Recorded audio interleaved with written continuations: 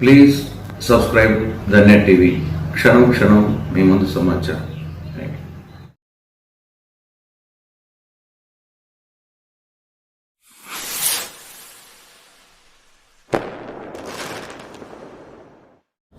అందరికి నమస్కారం.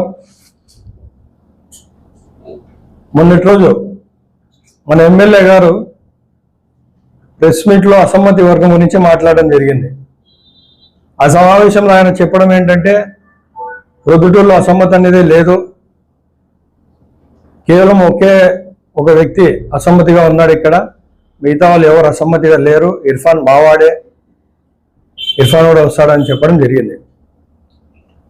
ఈ సమావేశం పెట్టడానికి ముఖ్య కారణం ఏంటంటే దాని మీద వివరణ ఇవ్వాల్సిన బాధ్యత నాపై ఉంది. ఎందుకంటే ఆ వ్యాఖ్య ఎమ్మెల్యే గారు చేసిన తర్వాత ప్రజలందరూ నన్ను అడుగుతా ఉన్నారు, నువ్వు మళ్ళీ ఎమ్మెల్యే దగ్గరికి వెళ్ళావా, మళ్ళీ వైఎస్ఆర్ కాంగ్రెస్ పార్టీ కోసమే పనిచేస్తావా అని ప్రజల్లో ఒక అపోహ అయితే మొదలైంది. దాని వివరణ ఇవ్వాలని చెప్పి ఈరోజు ఈ సమావేశం పెట్టడం జరుగుతుంది.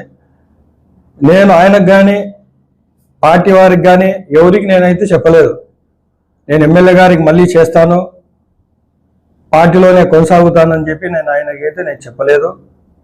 ఇక్కడ చెప్పేది ఏంటంటే సాక్షాత్ సీఎం క్యాంప్ ఆఫీస్లో పెద్దలు పార్టీ హైకమాండ్ సజ్జల రామకృష్ణారెడ్డి గారికి కానీ అలాగే ధనంజయ రెడ్డి గారికి కానీ స్పష్టంగా చెప్పడం జరిగింది. సుదీర్ఘంగా జరిగిన 2 గంటల సంభాషణలో అనేక విషయాల మీద చర్చించడం జరిగింది. మేము ఎందుకు చేయము, మేము ఎందుకు ఇంత మా డిసిషన్ మీద ఇంత స్ట్రాంగ్గా ఉన్నామనేది 2 గంటలు వివరించడం జరిగింది. అక్కడే చెప్పలేదు చేస్తామని చెప్పి. నేనైతే ఇక్కడ ప్రొద్దుటూరులో అయితే ఎవరికి చెప్పలేదు, ఆ ఆలోచన కూడా లేదు. ఎందుకంటే ఒకసారి నిర్ణయం తీసుకున్నాము చేయకూడదని చెప్పి, అది కష్టమైనా నష్టమైనా అదే స్టాండ్ మీద ఉంటామని చెప్పి ప్రజలందరికీ తెలియజేస్తా ఉన్నాను. ఈరోజు ఆయన చెప్తా ఉన్నాడు, ఎమ్మెల్యే గారు చెప్తా ఉన్నారు ఈరోజు, నా వాడు ఇర్ఫాన్ వస్తాడు, నా కోసం వచ్చినాడు అని చెప్పి. ఏ రోజు మీ దగ్గర ఉన్నప్పుడు నా వాడు ఇర్ఫాన్ అని చెప్పి నాకు ఇవ్వలేదే.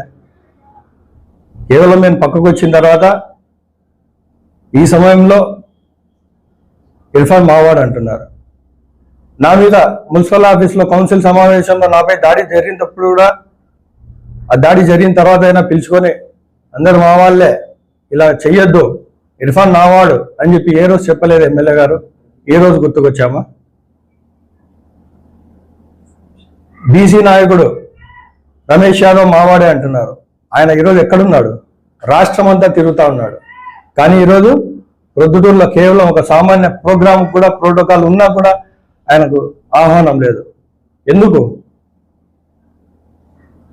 శివచంద్రారెడ్డి అసమ్మతి అంటున్నారు. ఆయనైనా ఎంత భుజస్కంధాల మీద మోసాం మేము 2014లో కానీ, మరీ ముఖ్యంగా 2019లో కానీ వైఎస్ఆర్ కాంగ్రెస్ పార్టీ కోసం, ఎమ్మెల్యే గారి కోసం మా భుజస్కంధాల మీద మోసినాం. శక్తి వంచన లేకుండా పనిచేసినాం. మేము జెండాను గెలిపించుకోవాలా, మా ఎమ్మెల్యే గారు గెలిపించుకోవాలని చెప్పి. మిమ్మల్ని నమ్మి మీ దగ్గరికి వచ్చిన వాళ్ళకు ఈరోజు అయిష్టంగా ఉన్నాడంటే అది మీరే తెలుసుకోవాల్సిన అవసరం ఖచ్చితంగా ఉంది. ఆ రోజు గత 10-15 రోజుల క్రితం సీఎం క్యాంప్ ఆఫీస్లో స్పష్టంగా చెప్పడం జరిగింది. అది శివచంద్రారెడ్డి గారైనా, మురళీధర్ రెడ్డి గారైనా, నేనైనా స్పష్టంగా చెప్పినాము, మేము చెయ్యము చెయ్యము చెయ్యము అని చెప్పి. వారు జగన్ సార్ కోసమైనా చేయాలన్నారు. సార్, మేము రాజకీయంలో ఉన్నామంటే కేవలం అది వైఎస్ కుటుంబాన్ని నమ్ముకొని రాజకీయాల్లో కొనసాగుతూ ఉన్నాం సార్.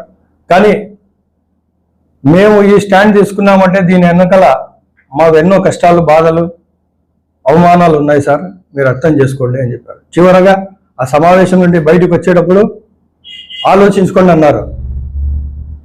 సార్ ఆలోచించేది లేదు సార్. నేను చెప్పాను, సార్ ఆలోచించుకునేది లేదు సార్, ఒకవేళ ముఖ్యమంత్రి గారు మీకు రాజకీయాలు ఎందుకు మానేసుకోమని చెప్పినా మేము మానేసుకుంటాం సార్, కానీ ఆయనకైతే చేయమని చెప్పి స్పష్టంగా చెప్పడం జరిగింది.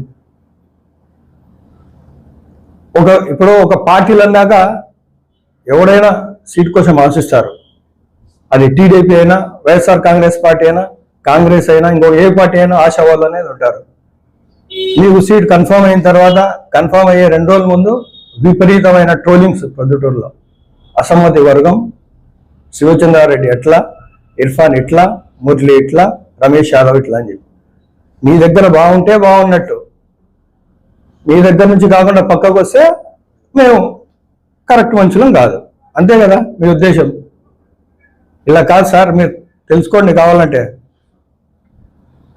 టీడీపీ వాళ్ళని వదిలిపెట్టరు, ఇటు వైసీపీ వాళ్ళని వదిలిపెట్టరు.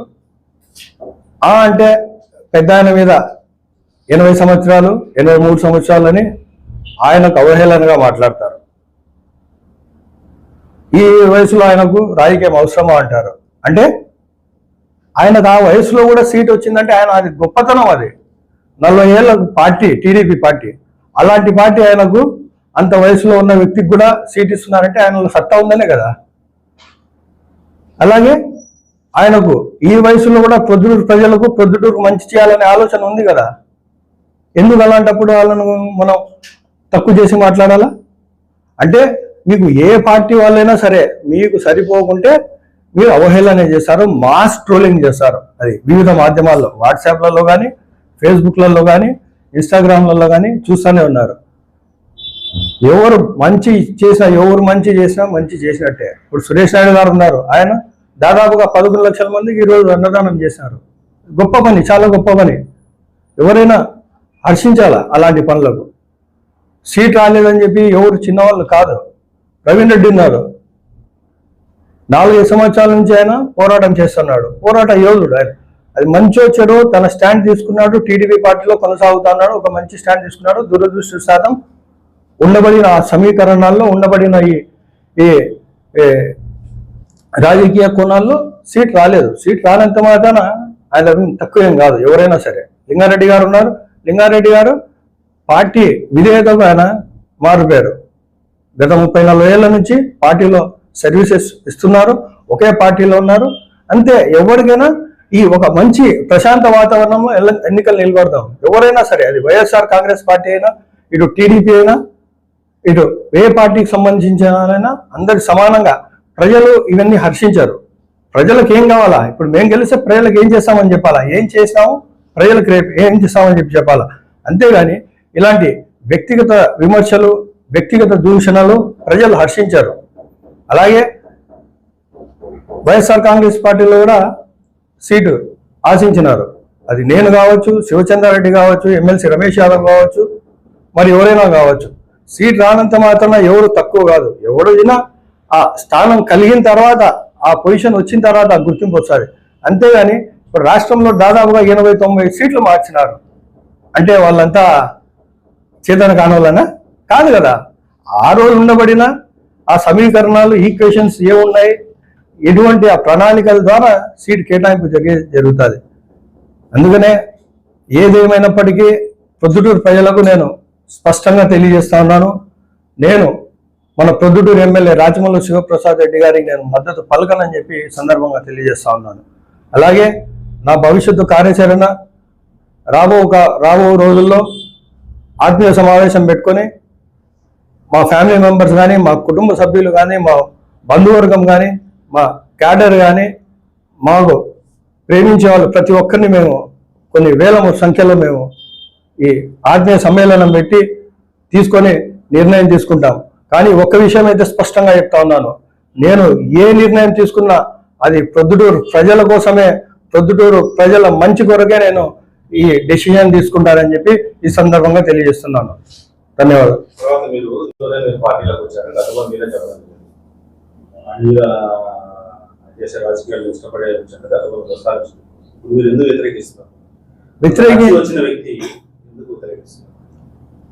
అంటే ఇష్టంతో వచ్చినాము అంటే, ఇప్పుడు వైఎస్ జగన్మోహన్ రెడ్డి గారు ఉన్నారు, ఆయన అంటే నాకు ఇష్టం.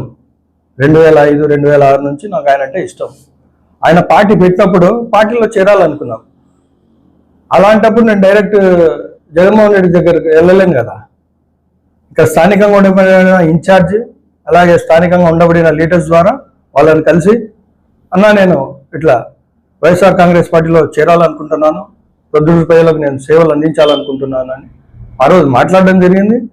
ఆ మాటల్లో ఆయన కూడా నాకు మంచి ఆ రోజు నాకు ఎంకరేజ్ చేయడం జరిగింది, ఎమ్మెల్యే గారైనా. కానీ అప్పటికి ఇప్పటికీ ఆయనలో చాలా మార్పు ఉంది. ఆ మార్పు ఏంటో ఆయనే గమనించుకోవాలా. ఈరోజు అసమ్మతి లేదంటున్నారు. ఆయన ఎవరికి సమాధానం ఇవ్వాల్సిన అవసరం కూడా లేదు. కేవలం ఆయన ఒక్కసారి ఆయన ఆత్మ పరిశీలన చేసుకుంటే ఆయనకి సమాధానం దొరుకుతుంది. ఒక ఇర్ఫాన్ అయినా, ఇంకొకరైనా, శివచంద్రారెడ్డి అయినా, మురళి అయినా, రమేష్ యాదవ్ అయినా, ఎవరైనా సరే ఈరోజు అసమ్మతిలో ఉన్నారంటే దానికి కారణం వాళ్ళే తెలుసుకోవాలా. మేము అంత ప్రేమించిన వాళ్ళం, విదేశాల్లో ఉద్యోగాలు వదులుకునే వాళ్ళం, వ్యాపారాలు వదులుకునే వాళ్ళం, ప్రతిరోజు నిత్యం ప్రజల్లో ఉండేవాళ్ళం. ఈరోజు వ్యతిరేకిస్తున్నామంటే మేము ఎంత అవమాన పాలైనాము, మేము ఎన్ని కష్టాలు పడ్డాము అదే ప్రజలకు కూడా తెలుసు, వాళ్ళకు కూడా తెలుసు.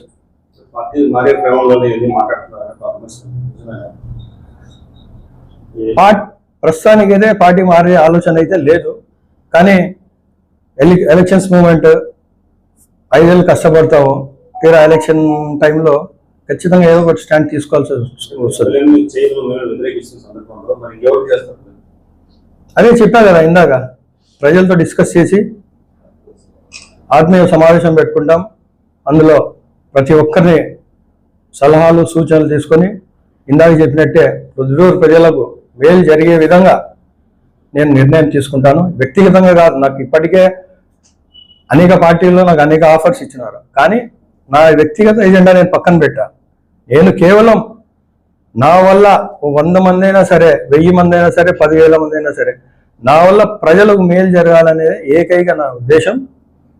రాబో రోజుల్లో నాకు ఉండబడిన ఆప్షన్స్లో నాకు వచ్చే ఆఫర్లో ఏదైనా సరే, అది ఒక పొజిషన్ కావచ్చు, ఒక హోదా కావచ్చు, ఏదైనా ప్రజలకు ఉపయోగపడే విధంగా ఉంటే ఖచ్చితంగా నేను ఆ స్టాండ్ తీసుకుంటాను.